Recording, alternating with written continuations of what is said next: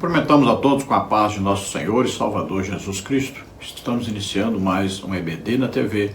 Eu sou o pastor Henrique, moro atualmente em Cajamar, São Paulo. Se você deseja nos convidar para estarmos aí ministrando a palavra de Deus, um seminário de escola dominical, um congresso, ou em pregações, ensinos, palestras, então entre em contato conosco. Meu telefone é este aí, que é meu WhatsApp também, 99991520454. Se você deseja receber os slides que nós colocamos aqui e mais estudos escritos, são muitos estudos escritos, tudo gratuitamente, então entre nesse telefone aí, no meu WhatsApp, e diga: quero receber comentário extra da revista Betel. Não esqueça de colocar a revista Betel, seu nome e a cidade onde você mora, e eu envio para você gratuitamente. Neste trimestre nós estamos estudando das revistas da editora Betel Adultos, com o tema Movimento Pentecostal, a chama do Espírito que continua a incendiar o mundo. Então preste atenção aí, o título, da revista, Movimento Pentecostal, e a chama continua. Não é que começou na história aí, a partir lá, por exemplo, do avivamento da Rua Azusa. Não começou aí.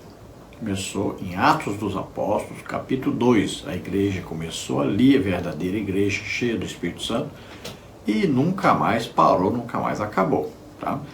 Então nós estamos o quê? Continuando Atos dos Apóstolos. Então começou a incendiar o mundo no dia de Pentecostes. Continua até hoje incendiando. O comentarista da editora Betel deste trimestre é o bispo Oídes José do Carmo. Já estudamos na lição 1, a descida do Espírito Santo, na lição 2, em permanente vigilância, em lição 3, a reforma protestante, na lição 4, o puritanismo, na lição 5, o pietismo, na lição 6, o wesleyismo, na lição 7, o movimento de santidade, na lição 8, o avivamento da Rua Azusa, e hoje vamos estudar a lição 9, o movimento pentecostal no Brasil, um despertar que mudou uma nação. Então podemos dizer assim claramente, antes de entrar pentecostais no Brasil, então é uma etapa do Brasil.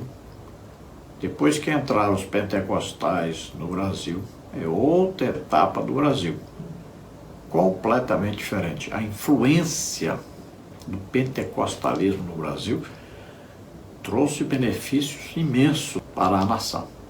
Na lição de hoje nós vamos estudar os seguintes tópicos e seguintes subtópicos. No tópico 1, o proto-pentecostalismo. Subtópico 1, a experiência pentecostal de Fritz Matsulat. Subtópico 2, a experiência pentecostal de Paulo Malaquias. Subtópico 3, a experiência pentecostal de Pedro Graudan. Tópico 2, os precursores do pentecostalismo do Brasil. Subtópico 1, a experiência pentecostal de Gunnar Wingren. Subtópico 2, a experiência pentecostal de Daniel Vine.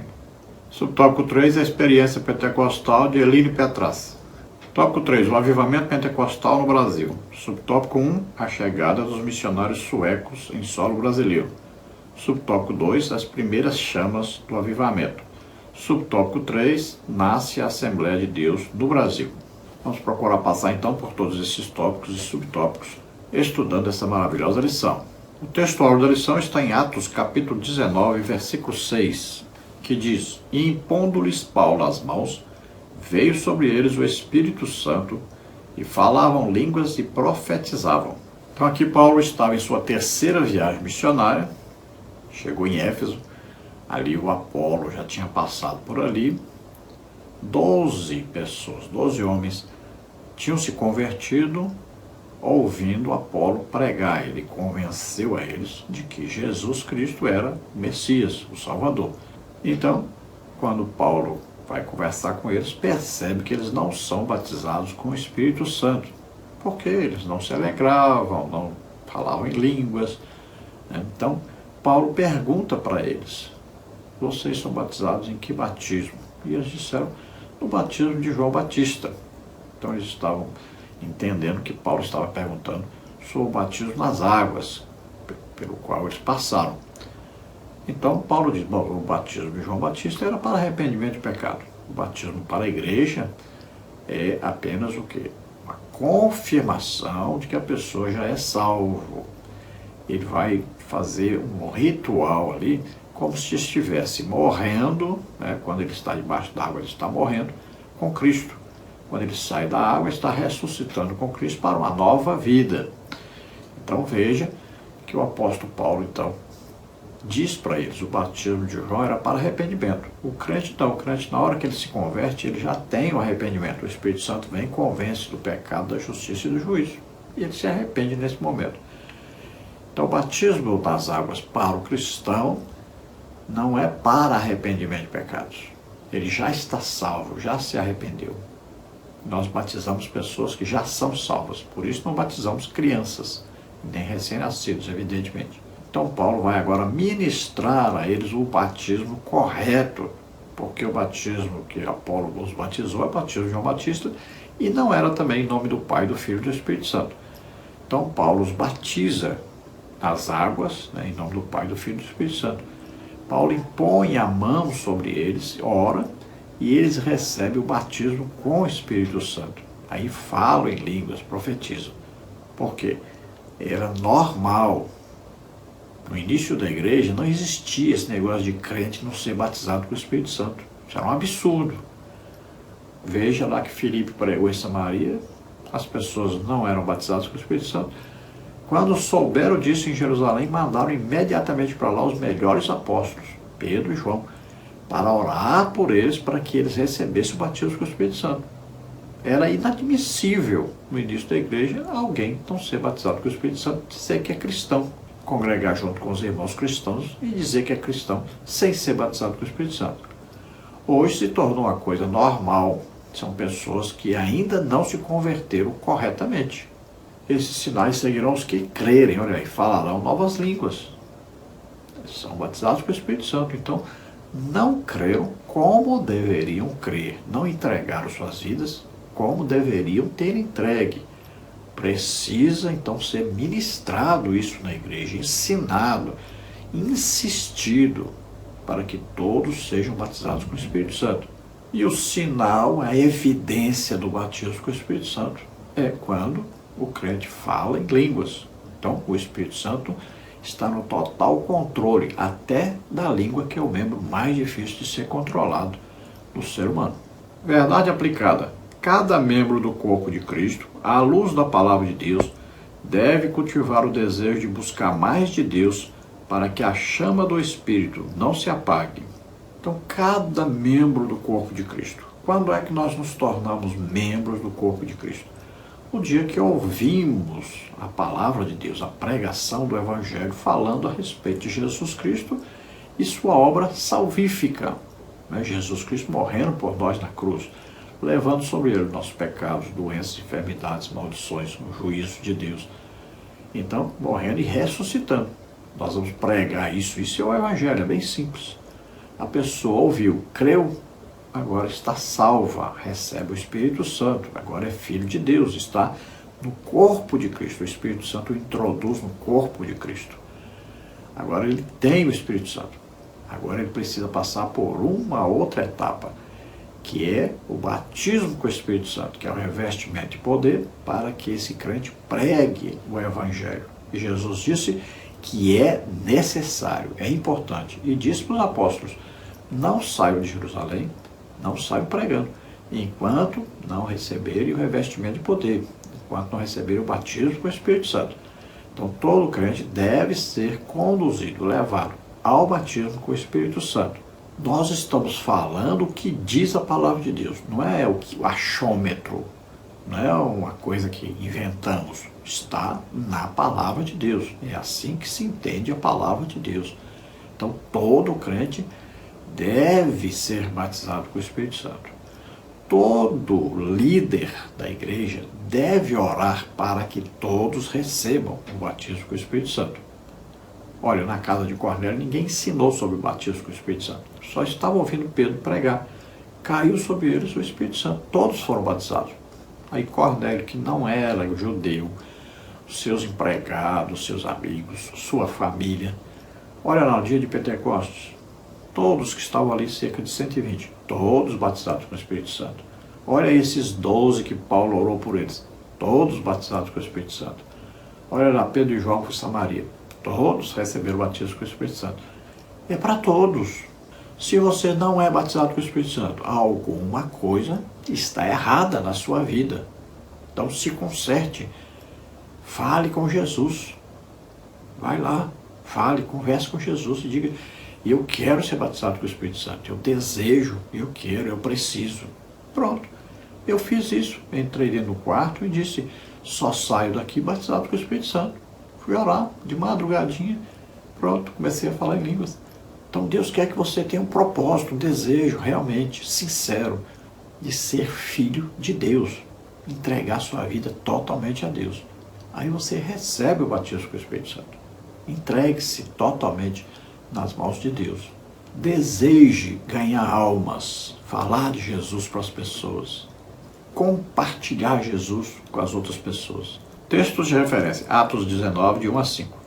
E sucedeu que, enquanto Apolo estava em Corinto, Paulo, tendo passado por todas as regiões superiores, chegou a Éfeso e, achando ali alguns discípulos, disse-lhes: recebestes vós já o Espírito Santo quando crestes? E eles disseram-lhe: nós nem ainda ouvimos que haja Espírito Santo. Perguntou-lhes então: em que sois batizados então? E eles disseram: no batismo de João.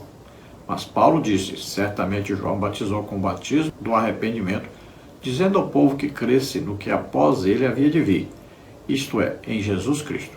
E os que ouviram foram batizados em nome do Senhor Jesus. Vamos esticar um pouquinho mais a leitura. E impondo-lhes Paulo as mãos, veio sobre eles o Espírito Santo, e falavam em línguas e profetizavam. Estes eram ao todo uns 12 varões. Então, como já comentamos, vamos passar então à introdução da lição. Nesta lição, abordaremos as primeiras experiências do batismo do Espírito Santo com a evidência de línguas estranhas no Brasil. As experiências pentecostais de Gunnar Wingre e Daniel Berg antes da chegada ao Brasil e a evolução do pentecostalismo com a chegada dos dois missionários a Belém do Pará, onde ensinaram a doutrina pentecostal. Bom, a partir daqui vamos ler, como está escrito aí, falando em português os nomes. Você já viu lá que nós iniciamos falando o nome corretamente na pronúncia sueca. Mas nós vamos falar do jeito que está escrito na revista, porque a maioria dos professores vai ler do jeito que está escrito aí, falando em português, não vai saber como falar esse nome no original, na língua sueca. E não tem problema nenhum falar Gunnar Wingre e Daniel Berg. Quando a gente vai visitar os países aí, eles falam o nome da gente tudo errado, não é do jeito da nossa pronúncia. E nós não precisamos reclamar disso e aceitamos normalmente. Então vamos ver aí como foi a chegada então do pentecostalismo no Brasil, os primeiros batizados com o Espírito Santo no Brasil. Vamos ver então dentro da história narrada. Eu tenho cá minhas dúvidas. Para mim, na minha opinião, Daniel Berg e Gunnar Wingre, eles estiveram na Rua Azusa. É a minha opinião. Nós vamos ver a história contada aí, que diz que não. Eles estiveram com um irmão que esteve na Rua Azusa e aprenderam sobre isso. Mas, olha bem, um avivamento como na Rua Azusa, que foi largamente divulgado, bem na época que Gunnar Wingre e Daniel Berg que estavam nos Estados Unidos, eu acho muito difícil eles terem perdido essa oportunidade. Mas, tudo bem, a história contada, nós cremos que muita história contada está incorreta, porque quem contou a história, infelizmente, são pessoas sensacionistas, os principais narradores aí de livros, revistas, jornais da época eram então calvinistas. Eles não tinham interesse nenhum em contar a história corretamente. E no Brasil a mesma coisa. Tanto é que Daniel Berg e Gunnar Wingre foram congregar na Igreja Batista e foram expulsos de lá, porque foram falar sobre pentecostalismo, sobre falar em línguas. E eles continuam até hoje expulsando de lá qualquer pastor, qualquer um que lá dentro for batizado com o Espírito Santo ou fora e falar em línguas, e for ensinar sobre falar em línguas, pronto, já está expulso. Tópico 1. O proto-pentecostalismo. Alguns teólogos chamam de proto-pentecostalismo o período inicial do pentecostalismo no Brasil. Há relatos de batismo com o Espírito Santo e glossolalia anteriores à vinda dos primeiros missionários pentecostais Gunnar Wingre e Daniel Berg ao Brasil, como Fritz Mastulat, Paulo Malaquias e Pedro Graudin, entre outros. Bom, por falar em proto-pentecostalismo, nós temos um livro aí lançado recentemente que se chama Proto-Pentecoste, a obra do Espírito Santo no Antigo Testamento. Por isso a palavra proto. Então você vai ver, por exemplo, lá nos 70 anciãos, que foram chamados ali por Moisés para ajudá-lo, nós vamos ver que existiu ali o falar em línguas. Nós podemos também afirmar que Daniel, ao interpretar o que estava escrito na parede, aquela língua era uma língua estranha. Quando ele interpreta, lá não estava escrito Mene, Mene, Tekel, Ufassim, não. Se tivesse, os magos teriam lido, mas ali estava escrito uma língua estranha. Então Deus deu a interpretação a Daniel. Então ali foi interpretada uma língua estranha. Se a gente vê Isaías, por exemplo, no capítulo 28, versículo 11 em diante disso aí, olha. Pelo que por lábios estranhos e por outra língua falará este povo, ao qual disse, este é o descanso, dais descanso ao cansado, e este é o refrigério, mas não quiseram ouvir. E Paulo cita em 1 Coríntios 14, isso aí, dizendo que ele está falando sobre falar em línguas estranhas, ou seja, linguagem espiritual, linguagem dada pelo Espírito Santo. E assim nós vamos ver a operação do Espírito Santo, os dons do Espírito Santo no Antigo Testamento, por toda parte. Sempre que um profeta falou a respeito do futuro, isso é o quê? É um dom, palavra de sabedoria. Assim como Ágabo, disse para Paulo, pegou o cinto de Paulo, se amarrou e disse, isso vai acontecer com o dono desse cinto, vai ser preso em Jerusalém. Está falando a respeito do futuro. Também ele disse, vai haver uma grande seca, na Judéia, ali no início ali do ministério de Paulo. Paulo e Barnabé e Tito até desceram a Jerusalém para ajudar os irmãos. Ele disse antes de acontecer. Então isso é uma palavra de sabedoria, dom do Espírito Santo. Você pode ver, por exemplo, Eliseu revelando as armadilhas que o rei da Síria montava para o rei de Israel. Ele sabia exatamente o que ele falava até no quarto de dormir. O que é isso? Palavra de conhecimento. É uma revelação de algo que está acontecendo em outra parte. Assim como Jesus, quando Natanael chegou, ele disse, então, que eu te vi debaixo da figueira. É uma revelação sobrenatural de algo que aconteceu em outro lugar. E aí vamos ver dons de curar em operação no Antigo Testamento, vamos ver dons de milagres, até multiplicação dos pães, Eliseu sendo usado para multiplicar pães. Então uma mulher ficar grávida, olha lá, Eliseu disse para a sunamita que ele ia ficar grávida, Olha aí, tudo isso é a operação dos dons do Espírito Santo. Todos aqueles milagres que aconteceram lá no Egito, os milagres durante a caminhada, tudo aí são sinais, prodígios, milagres, maravilhas. Tudo operação do Espírito Santo, os dons do Espírito Santo em operação no Antigo Testamento. E nós vemos todos esses dons do Espírito Santo em operação na vida de Jesus Cristo, no ministério de Jesus Cristo.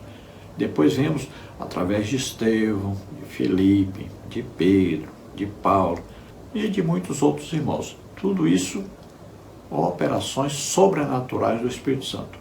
Então, no Brasil, vamos ver, aí vamos estudar nesta lição sobre o batismo com o Espírito Santo. Mais especificamente, então, estamos estudando sobre o batismo com o Espírito Santo com a evidência do falar em línguas, a comprovação do batismo com o Espírito Santo com o falar em línguas, línguas concedidas pelo Espírito Santo. Então, a pessoa quando é batizada com o Espírito Santo, ele não fala vários tipos de línguas, ele fala numa linguagem que o Espírito Santo lhe dá, que é uma linguagem única para ele, orar em línguas, ser edificado. Também o falar em línguas é um sinal para o descrente de que Deus está falando, Deus está presente.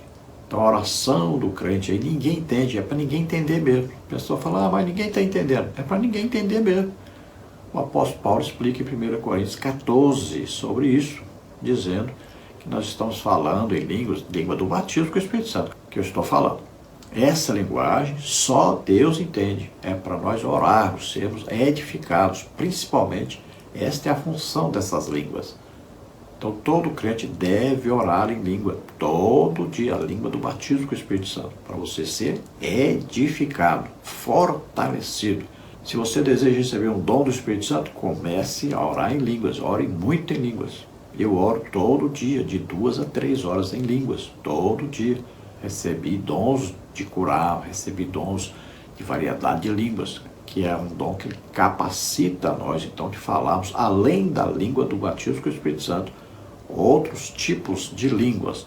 Não é línguas faladas na terra, você fala em línguas e a pessoa que está ouvindo, ouve na língua dele, de outro país. É como aconteceu em Atos capítulo 2. Eles estavam falando em línguas do batismo. Aí receberam o dom de variedade de línguas. Então eles começaram a falar em línguas e aqueles que eram de outros países ouviam. Não é eles que estavam falando a língua daqueles países. É as pessoas que estavam ali ouviam nas suas línguas de origem, nas suas línguas dos seus países. Também quem tem um dom de variedade de línguas pode falar em língua da igreja e uma pessoa só vai entender claramente o que está sendo falado. Ou então ele pode falar um tipo de língua que é próprio para a interpretação. Ele vai falar e uma pessoa vai entender e vai transmitir. Agora a mensagem não é só para ele, é para ele transmitir para a igreja. Então ele vai interpretar. Interpretar não é traduzir. Você pode falar uma palavra e significar uma frase inteira. Ou então você pode falar uma frase inteira e significa uma palavra só. Então é interpretação de línguas. Já é outro dom. Mas aqui na nossa lição nós estamos falando mais especificamente sobre o batismo com o Espírito Santo e a evidência então do falar em línguas, comprovando que aquele que recebeu o batismo com o Espírito Santo realmente recebeu o batismo com o Espírito Santo. Então, durante toda a história do cristianismo, desde o dia que nasceu a igreja, no dia de Pentecostes, sempre houve batismo com o Espírito Santo, com a evidência do falar em línguas, durante toda a história da igreja, de lá até hoje. Teve a igreja verdadeira, autêntica, e teve alguns avivamentos no meio daqueles que eram tradicionais, ou seja, reformados, aqueles que vieram da Igreja Católica Apostólica Romana, aqueles que eram calvinistas principalmente. Então Deus ofereceu a eles também um avivamento. De vez em quando, ali, uma turminha eram batizados com o Espírito Santo, falavam em línguas, para ver se os outros seguiam, né, acordavam para o que está escrito na Palavra de Deus e viam que eram atuais, tanto o batismo com o Espírito Santo quanto os dons do Espírito Santo. Alguns entenderam isso, saíram, fundaram as denominações, né, que são chamadas aí pentecostais, avivadas, renovadas, tem tantos nomes, né? Mas são igrejas, então, pentecostais que saíram desse movimento de reforma, desse tradicionalismo, né, desse calvinismo terrível que destrói a presença do Espírito Santo no meio da igreja. Mas a igreja verdadeira, lembre-se, nunca deixou de existir. Tópico 1, subtópico 1. A experiência pentecostal de Fritz Matsulat. Em meados do século XIX, ocorreu um forte movimento populacional oriundo da Europa em direção ao Brasil, principalmente para o Rio Grande do Sul. Entre os imigrantes estava o pastor Fritz Matsulat, vindo da Alemanha em 1893. Segundo a tradição, ele era um homem piedoso que já orava em línguas estranhas. Assim, podemos falar da particular importância de Fritz Matsulat para o pentecostalismo brasileiro, por ele ser um dos primeiros a ser batizado com o Espírito Santo, com evidência das línguas estranhas no Brasil, conforme registros. Então veja, esse aqui, ele não foi batizado com o Espírito Santo no Brasil, ele já veio de lá, da Alemanha, batizado com o Espírito Santo. Então nós temos aí um primeiro relato de alguém que era batizado com o Espírito Santo e falava em línguas e estava no Brasil. Veja, quando falamos de línguas estranhas, é uma maneira de identificar que essas línguas são estranhas para quem está ouvindo, não para Deus, evidentemente, né? São línguas, na verdade, línguas espirituais. E a pessoa, no caso, não é no plural, é uma língua espiritual, ou uma língua estranha. Cada um fala um tipo de língua, conforme o Espírito Santo lhe concede para falar. Quando o crente tem dom de variedade de línguas, aí sim, são línguas estranhas que ele fala, ou línguas espirituais. Então o Fritz Matsulat veio da Alemanha, olha aí, antes de Daniel Berg e Gunaving, em 1893, e ele veio morar no Rio Grande do Sul. Você sabe, o Rio Grande do Sul, em sua grande maioria, são descendentes de alemães, assim como Santa Catarina também, onde nós já estivemos várias vezes pregando a palavra do Senhor. Por exemplo, em Joinville, Santa Catarina, estivemos ali pregando durante um mês em várias congregações. Mais de 1000 pessoas foram curadas nesses dias. Uma coisa maravilhosa que Deus faz. Muitos deles são descendentes de alemães. Então o Fritz Matsulat, ele nasceu na Prússia, na Alemanha. E ele veio morar numa cidade chamada Formosa, no Rio Grande do Sul. E ele foi pastor em Porto Alegre, capital do Rio Grande do Sul. Também foi um missionário itinerante e também foi pastor em Panambi. E uma de suas filhas deu testemunho sobre ele, que ele todo dia se levantava então de madrugada, se trancava lá no quarto e ia orar em línguas espirituais, ou seja, ele não orava nem em português nem em alemão, ele estava orando em línguas, como está orientado pelo apóstolo Paulo e também pelo apóstolo Judas, irmão de Jesus, que fala no capítulo 1, versículo 20, edificando-os na vossa santíssima fé, orando no Espírito Santo. Olha aí, edificação, edificando-os. Paulo, lá em 1 Coríntios 14, diz que aquele que fala em línguas edifica-se a si mesmo. Também Paulo fala na carta aos Efésios, orando no Espírito Santo. Sempre lembre-se disso, orar no Espírito Santo, orar com auxílio do Espírito Santo e orar em línguas. Tópico 1, subtópico 2, a experiência pentecostal de Paulo Malaquias. Ainda entre os principais proto-pentecostais no Brasil, podemos citar o pastor Paulo Malaquias. Esse servo de Deus se converteu ao Evangelho com apenas 18 anos e começou prontamente a dar depoimento de sua salvação a tantos quantos ele encontrava.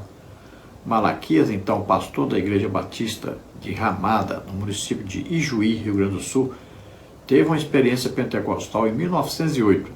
Até então, as pessoas não sabiam explicar esse fenômeno. Então, nós podemos dizer que o primeiro batizado com o Espírito Santo, que falou em línguas no Brasil, que temos registro na história do Brasil, então, Paulo Malaquias, esse foi batizado em solo brasileiro. Então, na cidade de Ijuí, Rio Grande do Sul. Veja que, então, o Rio Grande do Sul foi privilegiado por receber o pentecostalismo e, pelo que parece na história, o primeiro estado a receber. Aí conta a história que ele mesmo, sendo batizado, falando em línguas, mas ele não sabia nem o que era isso, mas falava em línguas. Aí depois que a Assembleia de Deus foi fundada, aí ele entrou em contato com os irmãos foram explicar para ele então o que era o batismo com o Espírito Santo. Alguns anos depois, evidentemente, porque nessa época era 1908 ainda. Então ele era um pregador que as pessoas se convertiam de maneira diferente dos outros pregadores. Ele tinha uma maneira de pregar diferente, por quê? Porque era cheio do Espírito Santo, Orava em línguas também. Então, a pregação dele era diferente. As pessoas sabiam, notavam e diziam, ele prega diferente dos outros. porque o poder de convencimento aí é do Espírito Santo, né? Aí Jesus disse que deveríamos receber o batismo com o Espírito Santo primeiro, para depois sairmos pregando. Então, este homem era assim que ele se comportava, Paulo Malaquias. Então ele era cheio do Espírito Santo, pregava cheio do Espírito Santo. Portanto, uma pregação completamente diferente e com muito mais pessoas convertidas. E o Paulo Malaquias notou, que ele foi pastor em várias igrejas, ele notou que algumas igrejas que ele esteve dirigindo, pregando, ele viu que existiam alguns irmãos que eram batizados com o Espírito Santo e falavam em línguas, mas ainda não estava a doutrina sendo divulgada, ensinada corretamente. Então eles não sabiam nem o que era na época. Tópico 1, subtópico 3, a experiência pentecostal de Pedro Graudin.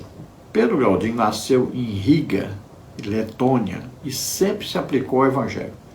Ele desembarcou no Brasil em 10 de junho de 1900, no porto de São Francisco, Santa Catarina, com 25 anos de idade, ao lado de mais 300 famílias. As experiências pentecostais de Pedro Graudin fazem parte das mais remotas citações do batismo com o Espírito Santo, com a proeminência das línguas estranhas e do recebimento do dom de profecia no Brasil. Pastor da Igreja Leto Batista de Guaramirim, Bananal, em Santa Catarina, Graudin foi batizado com o Espírito Santo, além de receber o dom de profecia. Em 1933, após a visita do pastor André Bernardino da Silva à cidade, Graudin passou a fazer parte da membresia das Assembleias de Deus. Então veja que é mais antigo ainda. Em 1900, Pedro Graudin, ali em Santa Catarina, olha aí. Então ele era batizado com o Espírito Santo e já tinha um dom do Espírito Santo, que era o dom de profecia. Então veja só, ele trazia mensagens sobrenaturais, né? Muito provavelmente ele falava em línguas e recebia a interpretação, ou então profetizava direto na língua em português para aqueles que estavam ouvindo, ou na língua lituana para aqueles que eram lituanos. Então veja que era da igreja batista, mas não a batista tradicional, né? Porque a primeira igreja batista, ou a batista memorial, eles não creem no batismo com o Espírito Santo para a nossa época, nem nos dons do Espírito Santo para a nossa época, né? Eles são cessacionistas. Então aqui são igrejas batistas, que às vezes nós citamos, igrejas batistas daqueles que saíram da primeira igreja ou da memorial para fundar outras igrejas batistas pentecostais ou renovadas, né? Com algum outro nome que eles colocaram.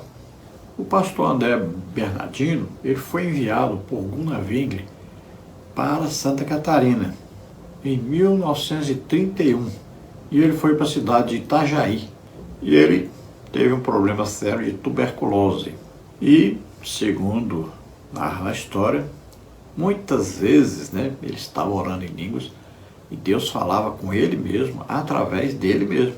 É Deus, então, usando dom de variedade de línguas para também, não só falar com os outros, mas falar com a gente mesmo. Então o irmão Pedro Graudin não sabia muito bem, não conhecia sobre pentecostalismo, né? Não sabia, porque não tinha na igreja quase ninguém batizado com o Espírito Santo em sua época. Até que então surgiu a Assembleia de Deus com muitos irmãos que falavam em línguas, aí que ele foi entender mais corretamente sobre o que acontecia com ele. Então veja que ele demorou aí 20 anos para compreender aí mais pontualmente o que era ser um pentecostal. Tópico 2. Os precursores do pentecostalismo no Brasil. No ano de 1910, conforme os registros históricos, alguns homens que já tinham tido a experiência do batismo no Espírito Santo chegam ao Brasil vindo dos Estados Unidos, anunciando a mensagem pentecostal. O italiano Luigi Francesconi, que organizou a primeira congregação cristã em São Paulo, e os suecos Gunnar Wingre e Daniel Berg, que organizaram a Assembleia de Deus. Então veja que em 1910 surgiram então as primeiras igrejas pentecostais no Brasil, a congregação cristã, né? Hoje conhecida como Congregação Cristã do Brasil, ou Igreja do Véu, né? E as Assembleias de Deus fundadas por Paul Gunaving e Daniel Berg. Infelizmente, na Congregação Cristã do Brasil, com o tempo passou a adotar aí heresias no seu meio, né? E hoje está bem desvirtuado o pentecostalismo no meio deles.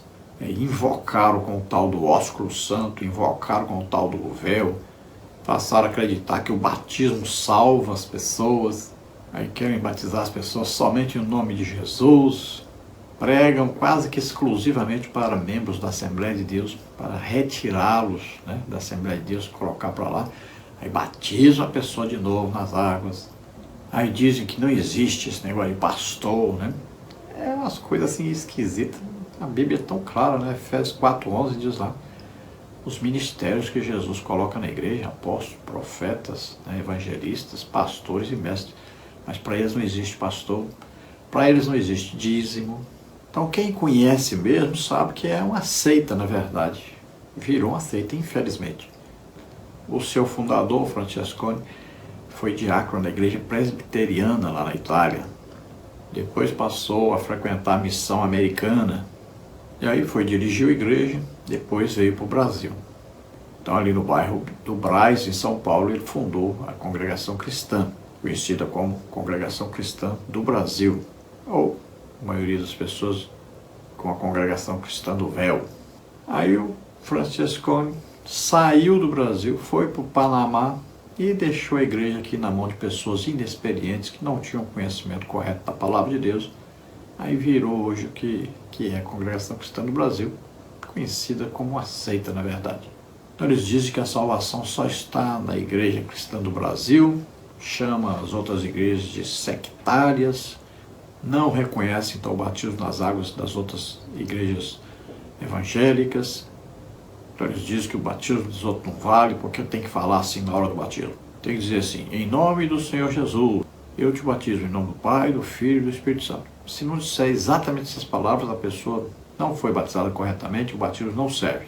Então eles acreditam que as águas que a pessoa entra para ser batizado são águas milagrosas que vai purificar a pessoa do pecado. Então aí estão indo contra as doutrinas bíblicas, né? Que a salvação é pela graça de Deus, não é pelo batismo nas águas. A obra de regeneração é feita pelo Espírito Santo, não por águas. E eles herdaram a coisa péssima da igreja presbiteriana, né? Que é aquela predestinação. Deus já escolheu quem vai ser salvo e já escolheu quem vai para o inferno. Lá, quem ocupa os cargos geralmente é parente de alguém que já tem cargo. Então, para eles, os dízimos eram lá para os sacerdotes, era lá na época da lei, né? Os levitas, não tem nada a ver com os crentes. E eles arranjam dinheiro de outra maneira, mas conseguem arrecadar financeiramente o sustento, né? E muitas vezes o ancião, que é o líder, muitas vezes é viciado em bebida alcoólica, em vinho alcoólico. Para eles lá, eles podem beber bebida alcoólica desde que não seja muito. Bom, como o assunto aqui não é muito falar, né, das seitas heresias, vamos continuar com a história aí do batismo com o Espírito Santo no Brasil. Tópico 2, subtópico 1, a experiência pentecostal de Gunaving. Gunaving foi um missionário evangelista pentecostal sueco.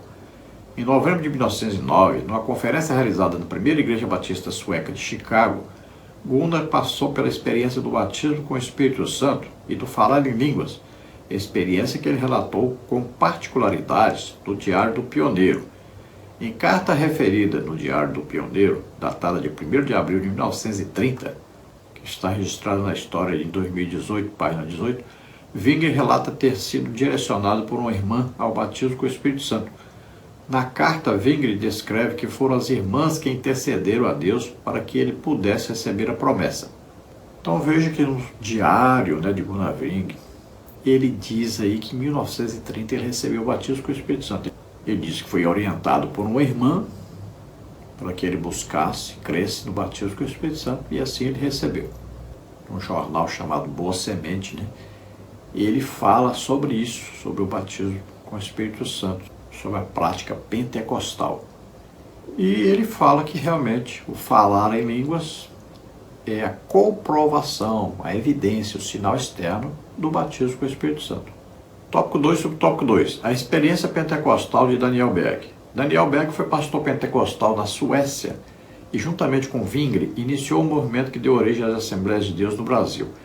Ele viveu 7 anos nos Estados Unidos e, posteriormente, retornou à Suécia, onde reencontrou seu amigo de infância, Levi Petrus, que o apresentou à doutrina do batismo com o Espírito Santo. Anos mais tarde, após despedir-se dos pais em meio à viagem de regresso aos Estados Unidos, Berg orou com persistência a Deus pelo batismo com o Espírito Santo, e Deus ouviu sua oração, selando-o com a promessa.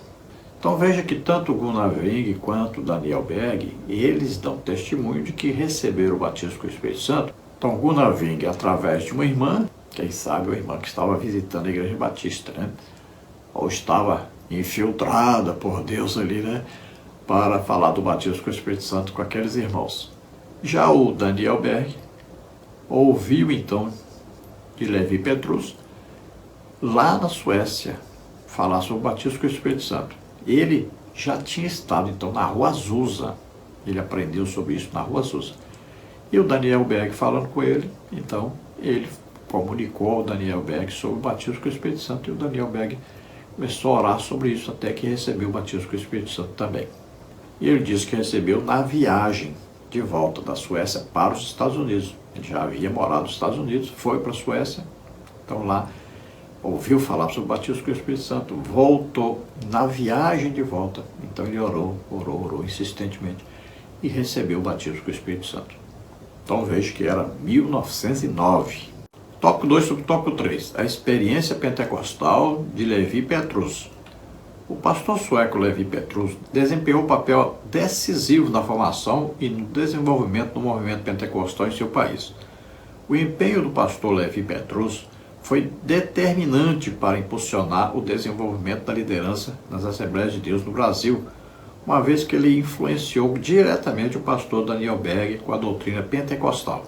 Então, além de Levi Petrus incendiar, falar, pregar, ensinar sobre o batismo com o Espírito Santo, ele foi, então, um grande responsável pelo pentecostalismo existir no Brasil, porque ele ensinou, pregou para Daniel Berg sobre isso. E o Daniel Berg, na viagem da Suécia para os Estados Unidos, então foi orar sobre isso e recebeu o batismo com o Espírito Santo, que trouxe, né, quando veio abrir as igrejas, então, no Brasil.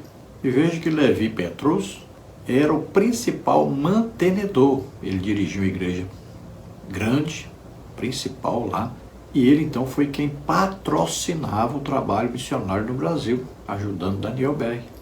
E ele foi convidado, ele veio para uma reunião geral da Assembleia de Deus no Brasil, e ele veio no Rio Grande do Norte, em Natal, em setembro de 1930, e saiu no jornal Mensageiro da Paz, primeiro jornal, né, sendo lançado Mensageiro da Paz, em 1º de dezembro de 1930. E lá está registrado a visita, então, do Petrus ao Brasil, falando da sua mensagem, né, que foi dada, é claro, na língua sueca, e foi interpretado, né, para que todos entendessem português.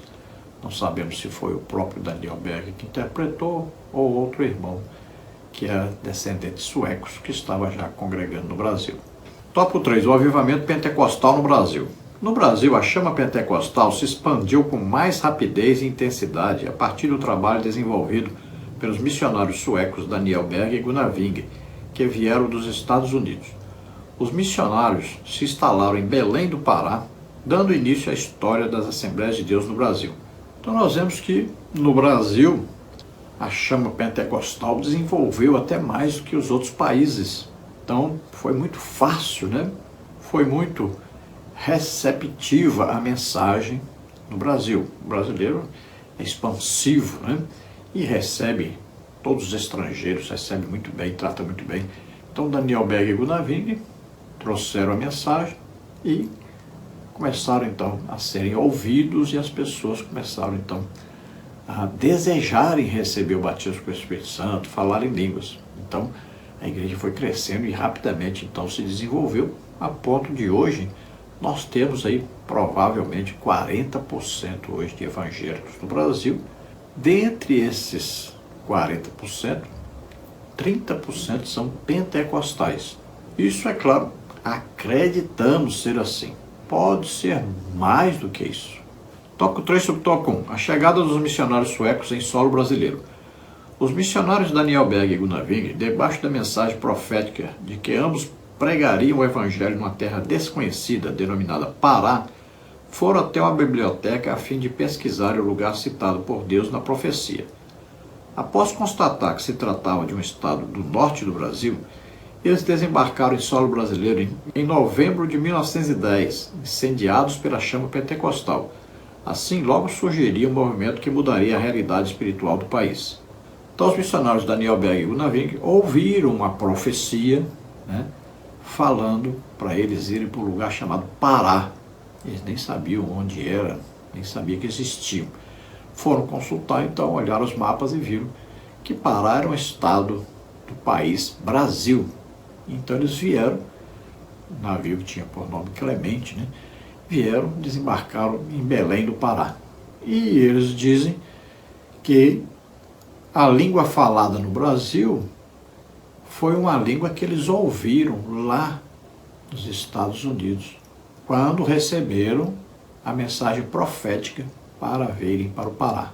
Então veja que a mesma coisa, com o apóstolo Paulo e Barnabé, que estavam ali numa reunião de oração, de jejum em Antioquia, e o Espírito Santo disse: separa para mim Barnabé e Saulo para uma obra que eu tenho para eles. Então veja só, lá também eles receberam dos Estados Unidos uma mensagem do Espírito Santo dizendo para eles virem então para o Pará. Eles não sabiam onde era, não sabiam nem que existia. Então olharam no mapa mundi, viram lá Pará, é no Brasil. Então eles vieram para o Brasil e fundaram as Assembleias de Deus.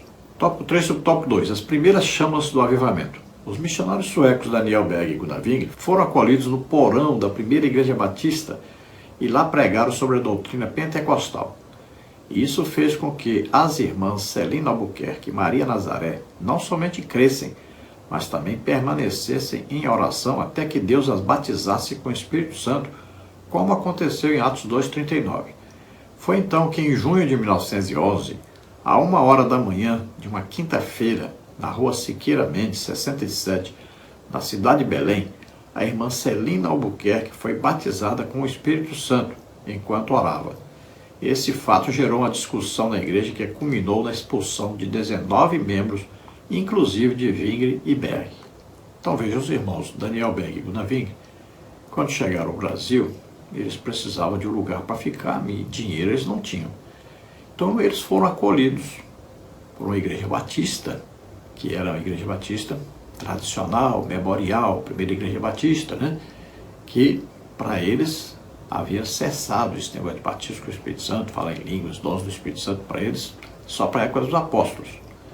Na verdade tinha aqui um ensino calvinista ali no meio, Então eles receberam os missionários, não sabiam nada sobre o batismo com o Espírito Santo, que eles eram batizados, falavam em línguas. Então os missionários foram morar no porão da igreja e lá eles começaram a dar um ensino para os irmãos sobre o batismo com o Espírito Santo. Eu falava em línguas. Então estava assim, já aquele clima ali, com a liderança, até que de repente a irmã Celina Albuquerque, e depois a irmã Maria Nazaré receberam o batismo com o Espírito Santo, falaram em línguas. Aí pronto, a direção da igreja se reuniram e expulsaram. Disseram: quem for falar aqui sobre o batismo com o Espírito Santo, falar em línguas aqui, nós não queremos vocês mais aqui.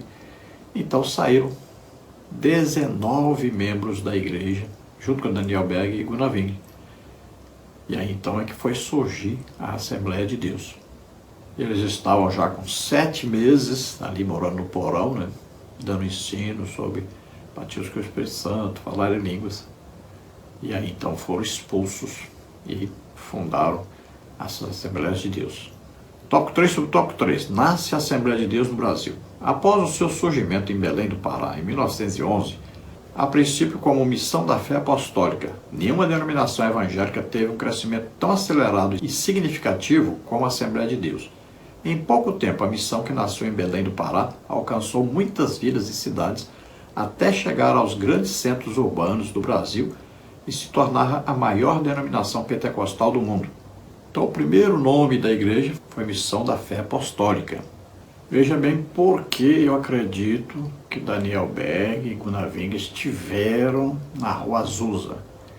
Eles colocaram, na primeira igreja que eles abriram, o mesmo nome da igreja da Rua Azusa, Missão da Fé Apostólica. Veja só. Isso quer dizer que eles estiveram lá. Agora, a maioria das histórias não narra isso. Quem sabe até eles mesmos não quiseram narrar porque acharam que isso ia causar algum tipo de escândalo na igreja brasileira. O fato é que em 1911, então, abriram a igreja com esse nome, Missão da Fé Apostólica. Depois mudaram o nome, né, muito provavelmente por não serem identificados como alguma filial da igreja dos Estados Unidos. Então colocaram o nome Assembleias de Deus. Então, com a pregação do Evangelho, né, a igreja pentecostal é completamente diferente, começa a enviar missionários, começa a abrir ali trabalhos na própria cidade, né? Aí os trabalhos viram igreja, daí a pouco querem mandar para outro estado, aí foram mandando para outros estados e tal, foram fundando igrejas pelo Brasil todo. E hoje é a maior igreja pentecostal do mundo. E por que crescemos tanto? Porque a nossa mensagem principalmente é para as pessoas mais pobres, as pessoas mais humildes, né, as pessoas mais necessitadas. Evidentemente, as primeiras igrejas abertas, né, foi um trabalho muito difícil, né? Os missionários enfrentaram uma doença física que eles tinham, enfrentaram animais perigosos, enfrentaram inimigos, né, poderosos da igreja, principalmente as outras denominações, enfrentaram o problema do idioma, né, até aprenderem a falar corretamente o português, passaram dificuldades financeiras, mas como foi Deus que chamou, que enviou, Deus cuidou, e aí está o resultado hoje. Conclusão. A experiência pentecostal chegou ao Brasil antes mesmo de Gunnar Wing e Daniel Berg, mas foram eles que nos trouxeram a chama do avivamento, tendo ambos fundamental importância no ensino e na pregação do pentecostalismo e na história das Assembleias de Deus no Brasil. Então, como vimos na história, né, aí existe então a narrativa de que outros, antes de Daniel Berg e Gunnar Wing, tiveram então a experiência pentecostal, o batismo com o Espírito Santo, no Brasil. Agora, que se destacou realmente então o trabalho de Daniel Berg e Gunnar Wing com o pentecostalismo espalhado por todo o Brasil e o crescimento muito grande. Não foi nem crescimento, foi uma multiplicação dada pelo Senhor Jesus, evidentemente. Quanto mais liberdade nós damos ao Espírito Santo, mais existe o que? Salvação de almas, né? Mais existe o que? Sinais, prodígios e maravilhas, que é a fórmula clara, né, de atração do Evangelho, como está no livro de Atos dos Apóstolos. Quanto mais a igreja se afasta da liberdade do Espírito Santo em agir com sinais, prodígios e maravilhas, menor crescimento existe. Quanto mais a igreja se torna mais pentecostal, da maior liberdade do Espírito Santo de agir, mais a igreja cresce, mais desenvolve.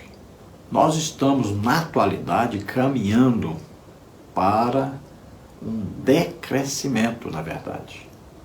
Por que isso? Porque está havendo uma paixão pelo intelectualismo. É uma paixão exagerada pelo intelectualismo. Então, há o que automaticamente existe o quê? Uma exclusão do pentecostalismo, um afastamento da obra do Espírito Santo, do poder sobrenatural do Espírito Santo na igreja. Deveria haver um casamento, né? Uma união entre intelectualismo e espiritualidade. O problema é que não acontece assim. Quanto mais intelectual a pessoa se torna, menos espiritual ela se torna. É o que nós vemos na prática, infelizmente. Eu procuro manter esse equilíbrio, né? Ao mesmo tempo estudando muito a palavra de Deus. Nós comentamos 3 revistas, né, de 3 editoras, então estamos sempre estudando muito a palavra de Deus, mas eu estou toda semana evangelizando, toda semana eu estou orando, Jesus curando pessoas, Jesus libertando pessoas, Jesus batizando com o Espírito Santo. Então, ao mesmo tempo, nós temos que ter aí a teoria, a intelectualidade, mas temos que ter a prática pentecostal, temos que ter a prática espiritual. Todos os dias, de madrugadinha, levanto 4h20 da manhã, todos os dias, vou orar 2, 3 horas em línguas. Isso é importantíssimo. Então nós temos que ao mesmo tempo estarmos estudando a palavra de Deus, mas ao mesmo tempo vivendo o cristianismo legítimo, o poder de Deus em nossa vida e transmitindo isso às pessoas. O crente que não ora, não jejua, não estuda a Bíblia, não evangeliza, ele não sabe nem o que ele está fazendo aqui na terra. Ele não entendeu nada do que existe na Bíblia. Vamos orar agora. Se você, ouvindo a palavra do Senhor, você sabendo que Jesus Cristo, Filho de Deus, veio à terra, nasceu aqui como homem, viveu como homem, levou sobre ele os nossos pecados, doenças, enfermidades, maldições, o juízo de Deus que estava decretado sobre nós. Ele morreu na cruz em nosso lugar e ressuscitou. Se você crê nisso, você abre o coração para Deus agora e recebe a salvação, recebe o Espírito Santo. Você começa uma vida nova a partir de hoje, como filho de Deus. Vamos orar. Se você está doente ou está enfermo, creia, Jesus te cura agora. Vamos orar. Pai, em nome de Jesus, recebe por filhos aqueles que se chegam a Ti agora, que estão abrindo seus corações para Ti, entregando suas vidas a Ti agora, Senhor. Recebe, Senhor, e coloca neles agora Teu Santo Espírito Santo.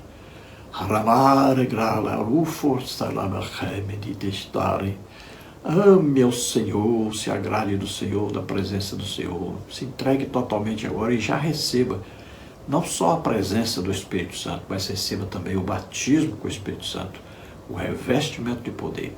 Seja cheio do Espírito Santo agora e fale em línguas, em nome de Jesus. Rabar, la cruz se força lá. Arabar da sé. Se esforce e você também receberá. Em nome de Jesus. Pai, toca neles, Senhor. Em nome de Jesus. Aqueles que estão doentes, estão enfermos, Senhor, toca neles agora e cura. Toca, Senhor. Solta toda doença, toda enfermidade. Sai deles agora, em nome de Jesus. Solta. Toca, Senhor, toca neles e cura. Glória a Deus. Aleluia. Amém? Se você deseja, então, receber os slides que nós colocamos aqui, e muitos estudos, deve dar aí pelo menos umas 50 páginas aí de estudos bíblicos sobre essa lição de hoje. Então, se você deseja receber todo esse material gratuitamente, entre em contato conosco, não se esqueça, pelo WhatsApp aí, 99991520454. Não se esqueça, coloque, quero receber material extra da Betel, porque eu comento outras revistas, então tem que dizer Betel. Aí coloque lá o seu nome e coloque a cidade onde você mora. Aí então eu vou colocar ali num grupo, não é grupo de bate-papo, só eu coloco lá o material da Escola Bíblica Dominical. Ninguém coloca nada lá. Então toda semana você receberá esse material gratuitamente em seu WhatsApp. Se você deseja nos ajudar, eu não sou pastor de igreja e também não sou aposentado. Então preciso da sua ajuda para pagar aluguel, as despesas diárias. Então nos ajude, nos abençoe. Você pode enviar R$5, R$10, não importa. R$3, R$2, não tem problema. Envie qualquer quantia para nos ajudar. Aí estão as contas, Caixa Econômica, Bradesco, Banco Brasil. Banco Brasil, o nome da minha esposa é Edna Maria Cruz Silva, está aí o Pix. O meu Pix, você vê aí, que é meu CPF, 331-957-816-20. Luiz Henrique de Almeida Silva. Então envie qualquer quantia, nos ajude. Agradecemos em nome de Jesus, que Deus abençoe você e sua família. Esperamos ter ajudado os irmãos. A paz do Senhor.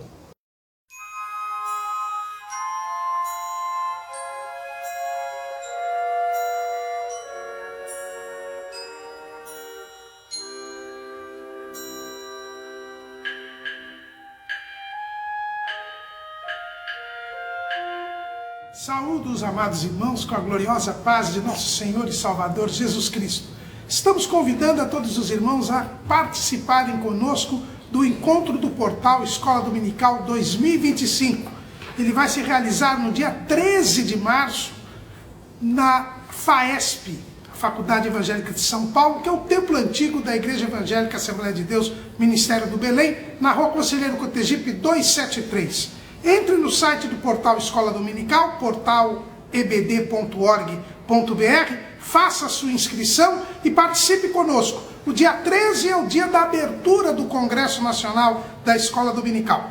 E nós estaremos reunidos das 9 às 16 horas com palestras a respeito da Escola Dominical no segundo quartel do século XXI. Aguardamos a sua presença. Ilustre inscrito no portal da EBD, você é o nosso convidado para estar conosco no dia 13 de março, do horário da manhã, de 9 até 16 horas, para participarmos desse grande encontro da Escola Dominical.